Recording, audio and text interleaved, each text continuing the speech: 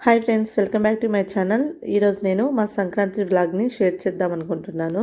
మేము పండగకి ఒకరోజు ముందే వెళ్ళాము. అయితే మేము వెళ్ళేలోగే అమ్మ వాళ్ళు కారాలు రెడీ చేశారు. ఇక అరిసెలు అయితే మేము వెళ్ళిన తర్వాత చేసాము. ఇది నేను వెళ్ళిన రోజు వ్లాగ్ అనమాట. ఇక్కడైతే అమ్మ అరిసెలకి పాకం పడుతుందన్నమాట. మా పాప ఏమో పొయ్యిలో చిన్న కర్ర పెట్టేసి ఆడుకుంటూ ఉంది. ఎంత చెప్పినా వినట్లేదు. బెల్లంతో ఎలాంటి వంటలు చేసినా సరే ఈ టిప్ అస్సలు మిస్ చేయకండి. ఎందుకంటే ఇందులో బెల్లంలో చాలా వేస్టేజ్ ఉంటుందన్నమాట. బెల్లం కరిగిన తర్వాత ఇలా ఒక స్ట్రైనర్ తీసుకుని వడకట్టుకున్నామంటే మనకు బెల్లంలో ఉండే ఈ చెరుకు పుల్లలు ఇవన్నీ కూడా మనకి స్టైనర్లోకి వస్తాయి. లేదా అలాగే మనం పాకం పట్టేసామనుకోండి, అన్నీ కూడా అరిసెల్లో ఉండిపోతాయి అన్నమాట. ఇలా స్టైనర్తో వడకట్టుకోవడం అస్సలు మర్చిపోవద్దు. ఇలా ఫిల్టర్ చేసిన నీళ్ళని మళ్ళీ బౌల్లో వేసి పాకం పట్టాలి. ఏ పిండి వంటలైనా ఒక్కరే చేయొచ్చు, కానీ ఈ అరిసెలు మాత్రం ఇద్దరు ముగ్గురు ఉండాలి. ఎందుకంటే ఒకరు కలుపుతూ ఉండాలి, ఒకరు పిండి వేస్తూ ఉండాలి, ఒకరైతే పెద్ద బౌల్ అయితే కింద పట్టుకోవాలన్నమాట. ఈ అరిసెలు చేసేటప్పుడు కొంచెం జాగ్రత్తగా ఉండాలండి. ఎందుకంటే పాకం పట్టేటప్పుడు చిన్న మిస్టేక్ జరిగినా సరే మొత్తం అంతా పాడైపోతుంది.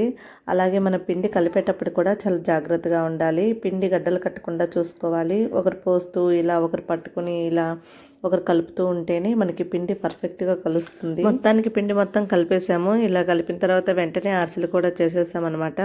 నేను పిండి వత్తి నూనెలో వేస్తూ ఉంటే అమ్మ తీస్తూ ఉంది.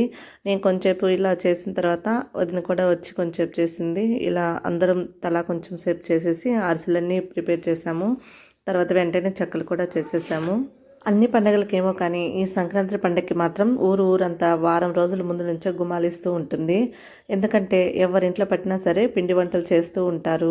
ఎవరింట్లో పెట్టినా చెక్కలు, అరిసెలు, కారాలు మాత్రం తప్పకుండా ఉంటాయి. నెక్స్ట్ డే భోగి రోజు మేము 3ంటికే లేచాము. 3ంటికే లేచి మా వాళ్ళందరూ కూడా భోగి మంట వేసేసారనమాట. అయితే భోగి మంట అయిపోయిన తర్వాత వెంటనే మేము 4ంటికి మళ్ళీ ముగ్గు వేయటం మొదలు పెట్టేశాము.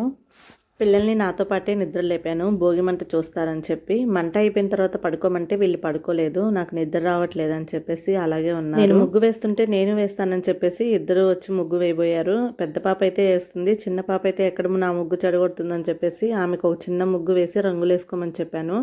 పక్కన వేసుకుంటూ ఉంది. మా ఇంటికి 2 గుమ్మాలు ఉన్నాయి కాబట్టి నేను 2 ముగ్గులు వేయాలన్నమాట. 2 ముగ్గులు వేసేసరికి తెల్లారిపోయింది. ఫైనల్గా అయితే ముగ్గులు ఇలా వేసానమాట. ఎలా ఉన్నాయో కామెంట్ చేయండి.